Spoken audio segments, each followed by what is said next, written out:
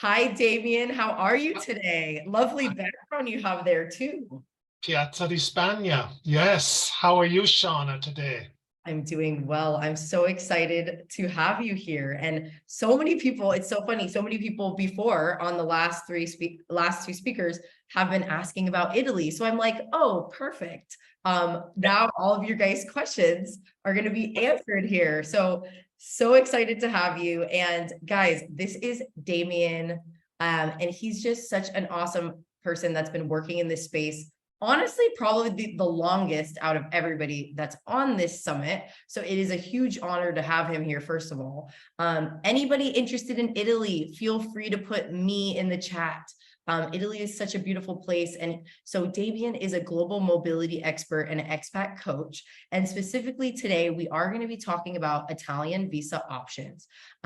Basically, he has 30 plus years experience in Italy. Through his bespoke global mobility programs, he assists corporates and individuals relocating to live la Dolce Vita. I hope I said it right. You did.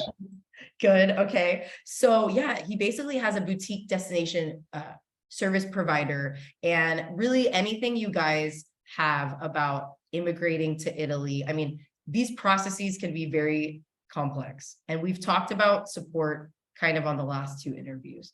It is really important to not spin your wheels and think that you're going the right way only to be like denied the application. There's lots of nitty-gritty things that you have to do in order to get these visas to actually get approved. And so it's just such an honor to have you, Damien. I hope that was an okay intro. Absolutely. Of course, I was only 4 when I got started. Okay. You were only 4. Is that when you moved to Italy? That was when I moved. That was when I moved, yes. Where did you move from? So everybody knows.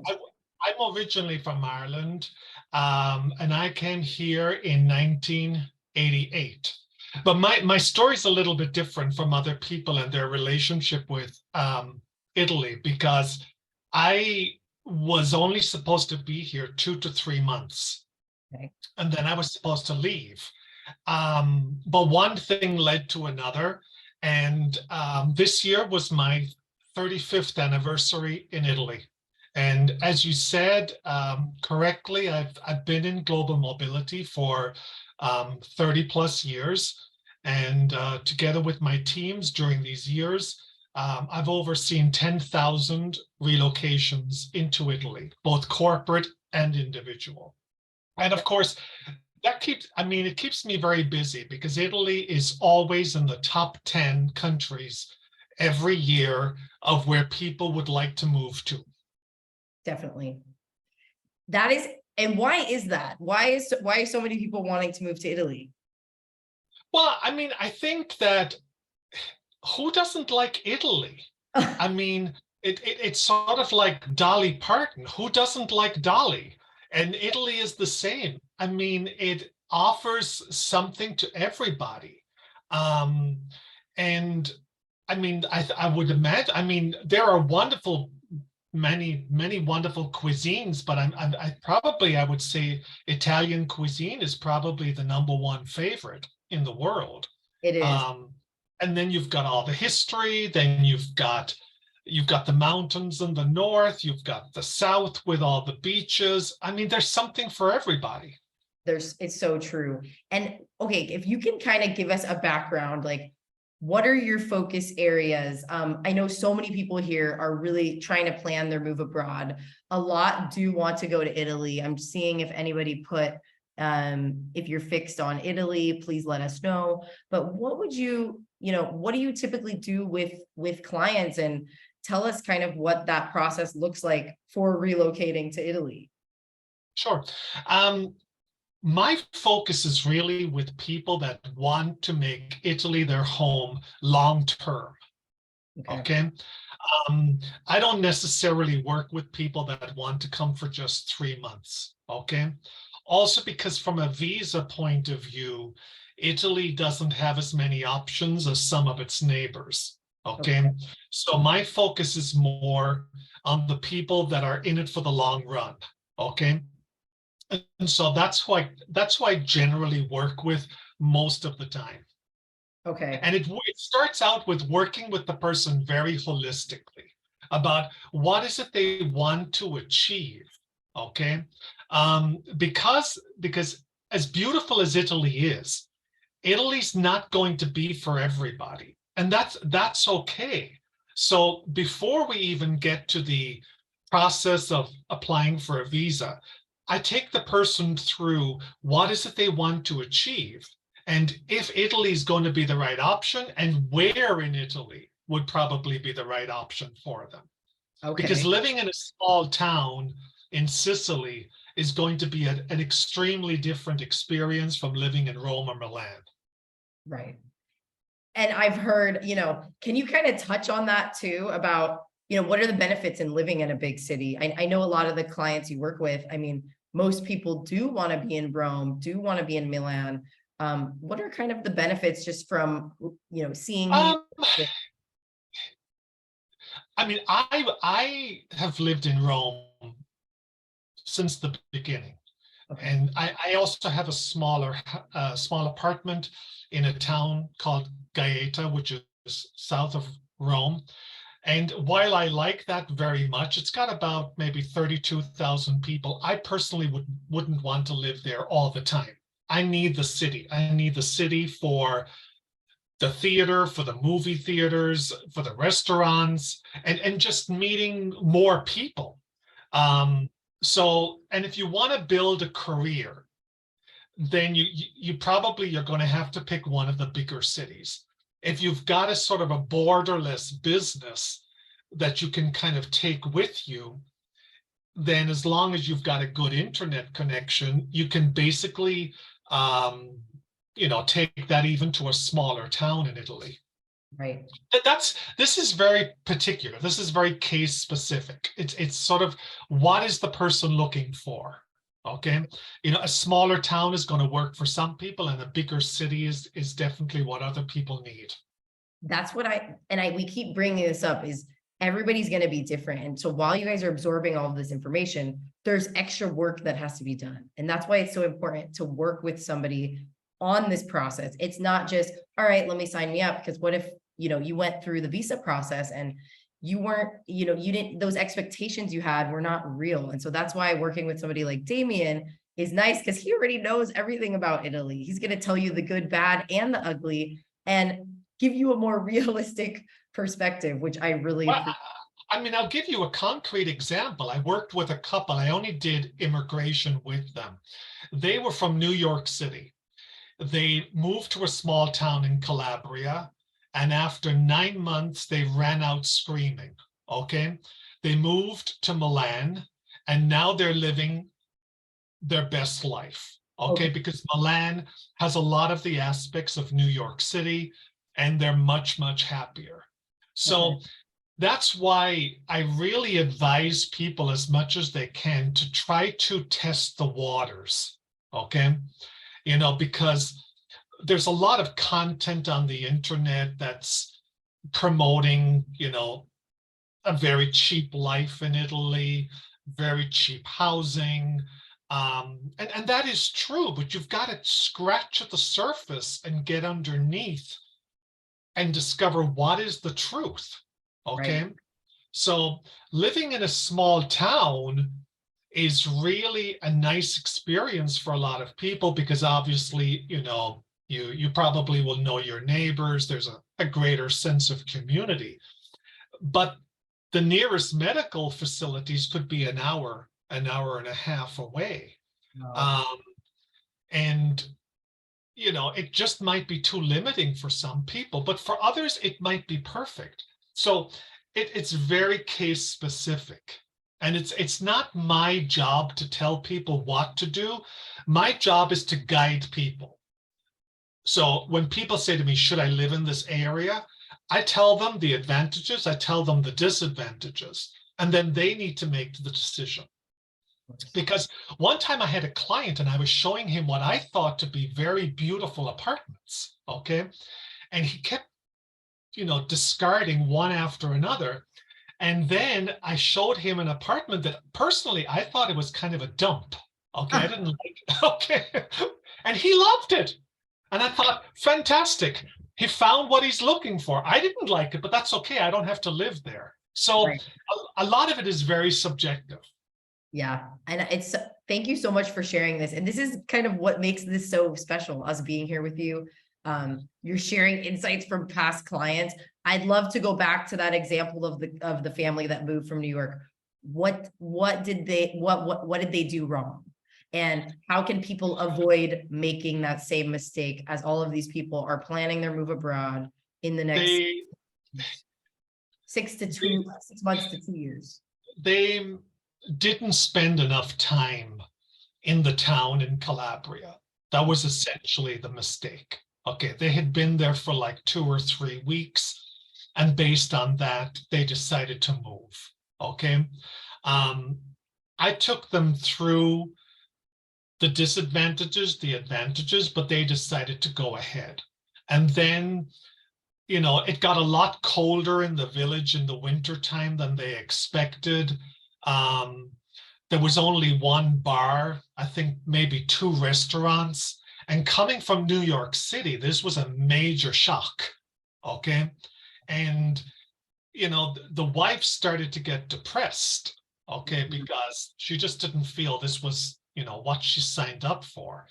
And then they moved to Milan and everything changed. Now they live a much better situation. Wow. Okay. Thank you so much for diving into that. And then we're getting some questions in the chat. So you guys feel free to ask questions. And we will get to those as they come up. But let's dive into the juicy part of this, which somebody was already, asking that in the chat. What are the visa options for Italy? Well, that's everything. I mean, anybody who follows me on social media or on interviews that I've done, I sound like a stuck record because I keep talking about being legal. Okay, you have to be legal. Okay, if you have the privilege of entering visa free into Italy, you can do that for up to 90 days. Okay. After the 90 days, you have to leave for 90 days and then you can come back. Okay. If you want to live for more than 90 days, you've got to have a long-term visa. And for a non-EU citizen, your options are essentially that you transfer here as part of an intra-company transfer. And that reminds me of a client that I worked with from the United States, and it took her 5 years to achieve her goal. Okay. Wow. And that's what I'm talking about, is that I work with people who are in it for the long run. It took her 5 years to transfer with a company from the US that had a presence in Italy. Wow. That's one option. Another option is you apply for a self-employment visa, but the self-employment visa is not a good option for someone who wants to be a digital nomad, because the self-employment visa in Italy requires that you're tax compliant in Italy, you're registered with the Chamber of Commerce, and so on and so forth. So, and they only issue 500 a year, so very limited. Then you've got the elective residency visa, which is mistakenly referred to as the retiree visa, but it's not for retirees. It's for anybody who has passive income. I had a client who was 33 years old, but he already had several rental properties, so he was getting passive income. And passive income essentially is from anything that is not work. So you have an apartment that you rent. It's been rented for a considerable amount of time. It produces rent. A retirement fund, a pension, residuals, something like that, but not savings. They don't look at savings. They might look at savings sort of if they look at you holistically, but what they really want to see is passive income. Got it. Okay. Wow. And would you be able to touch on what that passive income requirement is, like financially? How much? It's vague. Okay. there are a lot of figures floating around the internet that says it's about $34,000 for an individual. It goes up to about $41,000 for a couple. But I have a client at the moment who's stuck in San Francisco with the consulate in San Francisco. They have 4 children. They want to move to Florence. They have 1 child with special needs, and they have $10,000 a month in passive income. And the consulate doesn't really feel it's enough for what they want to do with all these family members and where they want to go. So it's very case specific. I mean, when I work with a client, for an individual, I would like them to have a minimum of 2008 for a single person euros. And for a couple, I'd like to see around 4,000 euros per month in passive income for a couple. Now, as I said, it's very case specific. I mean, I've had cases where the person was denied in Miami. They moved their residency to California. They got approved by San Francisco. It also depends on who's the clerk that you meet. Are they in a good mood? Have they had their coffee? You know, and the worst thing that you can do is to be presenting incomplete applications. This will really frustrate the consulate. So when I work with a client, together with my colleague, we make sure that the person presents a bulletproof application so that if it is denied, we might have grounds for a lawsuit in Rome where you basically take it in front of a judge and the judge might reverse the decision of the consulate. Okay. Interesting. I never knew about that. See, this is the stuff I feel like I have never been able to find online. This is why this is such an important talk that we're having. And I really appreciate you sharing like these insights, these examples from past clients, because it really helps us see what should we be looking out for.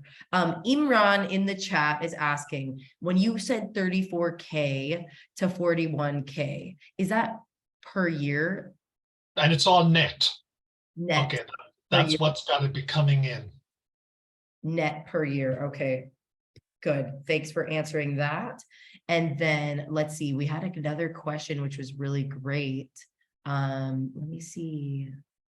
If anybody else has any other questions, please feel free to drop them in the chat. Okay, Imran also is asking, what about visa on investment or business basis? Yeah, there's an investor's visa. It's 250,000 euro minimum investment. You've also got a startup visa, which is a minimum of 100,000. So yeah, there are also those options. Okay. But the one that you're recommending, obviously it's like the passive income visa that's not work. Now, what if they want to work in Italy? Are they allowed? They can't. It doesn't allow for work. It's specifically aimed at people who have passive income that allows them to live in Italy without working. Now, it doesn't even allow you to work abroad. It would allow you to carry out some light business activities. So, for example, if you are a co-owner of a business in America or Canada or Singapore, wherever, you could hop on some Zoom calls and catch up with your, business. But it's really aimed at people that have passive income. Got it. Okay. Anybody thinking about getting this visa? I mean, you've basically just laid everything out for us. There's obviously more that's done. So once people decide, if you can kind of guide us through this process, once people decide, okay, this is for me, I really am interested in doing this, and they schedule a call with you, what is now the next steps that have to happen? Should really be the good fit for them? Once we've done the call and we establish that the person qualifies, okay, because unfortunately I don't have a magic wand. So the person has to be able to qualify for the visa they're applying for. Okay. And, and I want to make a point here, because I hear a lot of people say, oh, Italy's so hard, it's so complicated. Every country is challenging. Okay. Particularly our own countries, because when we grow up in our own country, we don't realize what foreigners have to do to come to live in our countries. And so Italy is no more challenging than any other country. In fact, for an Italian client, I'm doing a case with a colleague into Australia, and that's very intense. I mean, Italy is a breeze in comparison to Australia, but I'm going off on a tangent. Once we establish the person has the funds, then the next thing they have to do is they've got to come to Italy, because they have to be able to show where they're going to live. Excuse me. So they either have to have a lease contract, or they've got to have the deed of a property where they're going to live. So that would be the next thing. And then we would work on the application, and then they would start the application at the consulate that has jurisdiction over where they have residency. Got it. And you guide us through that whole process. Oh, yeah, absolutely. And, one of the things I have to say is, while the internet is fantastic, there's a lot of misinformation, okay? And a lot of people are listening to people that really don't know what they're talking about, or they're giving responses to somebody else whose situation is very different from theirs, okay? Last year, a woman called me from the United States. No, she was in Italy. She was from the United States, and she had sold her property in America. She moved to Italy with her 4 children because she listened to somebody on the internet who told her she could get a visa in Italy, which is absolutely not the case. You have to get the visa and then you come. Yeah, see, that's the thing, is it can get really confusing, the things that you read, and anybody can post anything. So that's the thing. Yeah, and people are listening, to people that got off the bus yesterday. It takes about 5 years to really understand the nuances of a country, its culture, and the people. And when you move to a country like Italy, and you're going to live here long term, you have to make peace with the fact that you will need, if you're working, an accountant, possibly a lawyer. And if you have a business and it grows from, self-employed to entrepreneur to enterprise, you're going to need a labor consultant. You're going to need various different people to guide you. Yes. Otherwise, you could end up with a lot of issues. It's so important that you're talking about this. Like we said, support. You're going to need support in a lot of different areas.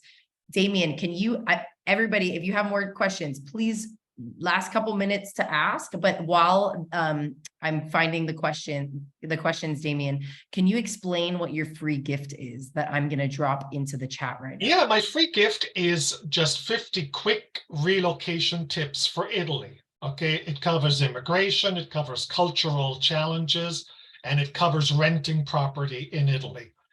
So it's 50 quick tips for people. I just want to touch very briefly on a question that I saw. There is a 7% taxation program for some towns in the center south of Italy. If you go to live there in a town with 20,000 or fewer people, there's a special 7% tax program. But that's something that you really need to delve deeper into with an accountant. So great that you're bringing that up. Thank you. And then Carla asked in the chat, does Social Security income count for a couple in Italy? Absolutely. Amazing. Okay, great. We got that cleared up. I'm going to check the chat. Feel free if you see anything, go ahead and comment. And I just saw, I also want to address, if a lot of people in the world may qualify for Italian citizenship through ancestry. And together with my colleague who's a a lawyer specialized in Italian citizenship. We also work on that. And we will look through the person's questionnaire without obligation to see where there could be a possibility for that. Because if you can get that, that makes everything much easier. Then you don't need the visa. You can come and go as you want, and it just makes life much easier. Oh, that's so great. And then what about purchasing property? April asks, can you purchase a property without having a visa? Oh yeah, the only limitation in Italy, and some Canadians are beginning to experience this, is if your country puts limitations on Italians, Italy will put limitations on you, with the exception of citizens and residents. And because Canada has started to put some limitations on who can buy in Canada, some Canadians are experiencing challenges in Italy. But to buy a property in Italy, you do not need a visa. You do not need to be a resident. Okay, perfect. And then Damien, thank you so much for being on here with us. What is the last, I just want to get this because I'm trying to ask every speaker, what is the secret, your one secret for those that are planning on making this move in the next 12 months? What do you want Two them to do? things. Okay. Language. If you don't speak Italian well, take it at least a 90-hour course in Italian, okay? Not having the language is very tiresome when you move to Italy. And the second thing is information. Real estate, the most important thing in real estate, as you probably know, is location. And the most important thing to relocation is information. You need the right information. And if you try to piece together information that's floating around on the internet, it just will make things a lot more difficult, because a lot of the time it's out of sequence. It's not case specific. You can't ask any information. Some of it's out of date. And so you really need to get quality information. That's such a good point. And then I'm sure Seppi has experience with this too. But when you search also in the, like, say you're searching for something in the US, you actually don't see everything from that country. So you don't even have all of the information when you're searching outside of that country in English, not even in the local language. So I think that. But also, sorry if I interrupt you, there are, for example, in Italy, you've got immigration laws, okay, articles of law. But then there will be a judge that issues a sentence on something, okay? And so you can draw on that to then file a lawsuit for somebody. And this is a lot of stuff that you can't find on the internet, okay? You know, for example, normally the process for an elective residency visa is you first have to get the visa in your country of residence. But recently, a judge in Italy ruled that if you are in Italy and you meet the criteria, you can apply directly in Italy. Now, of course, if you file the lawsuit, it could go one way or another, because just because one judge said that doesn't mean that every judge is going to say it. So it's 50-50. But there's a lot of stuff like that that you can only really know about if you work with people that know what they're talking about. And this is a lot of stuff that's not available on the internet, or it's misinterpreted incorrectly. Yeah. Oh, thank you so much, Damien, for being on with us. My pleasure. You gave us so much valuable information. Like, I really appreciate you taking time out of your Saturday. This is his evening. He's in Italy and he's taking time to tell us all these lovely insights. Help me give an invisible round of applause to Damien and say thank you. I have dropped his ebook for free in the chat, and that will also be sent to you via email. And I wanted to introduce you first before you hop off to Seppi, who's calling from, I actually don't know where you're at right now, Seppi. She's normally in Spain, and she also helps people with relocation. Oh, she's muted. Oops. I wanted to introduce you guys. Hey. Seppi. Hi, Seppi. Hi, Damien. Lovely. I really enjoyed your chat here. Actually learned a few things or two, so that was amazing. Thank you. It was my pleasure. So enjoy the rest of the summit. And thank you for having me, Shauna. Okay, You're welcome. Thank you for being here. We really appreciate you. it was my pleasure. Okay. Awesome. Okay, see you Yes. soon. See you in Bye-bye. Rome, hopefully.